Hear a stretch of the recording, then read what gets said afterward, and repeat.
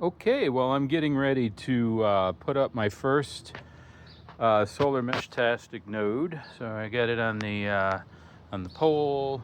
There's the doohickey I still got to put on the garage. I've decided it's going to go on the garage instead of the house because I'm scared and I don't want to go up that high. So it'll go here, and we got a little bit of tree cover, but I got a good path to the sun in the mornings, so I'm going to point this thing more of an easterly direction and let it charge up in the mornings, and over here I'll have a fair amount of tree cover in the evenings. So let's go with that.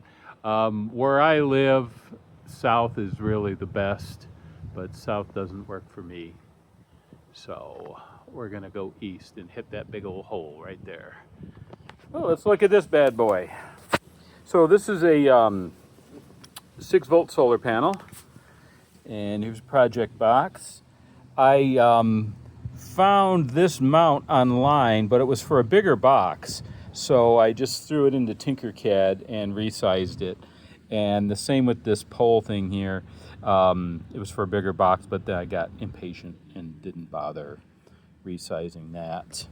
And I've got them mounted with this is a 1-inch pole, and unfortunately this guy is meant for a 2-inch pole, so I just got some insulation in there to hold it up, and then I've got one U-bolt holding her nice and tight.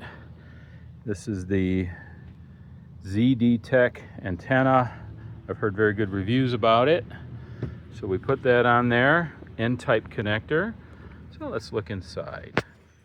I've got my my rack module, and I've got 1, 2, 3, 4 cells here. These are 18,500 lithium-ion batteries. They're 1,500 milliamps each, so that's 6,000 milliamps. And these are recycled out of vape cells.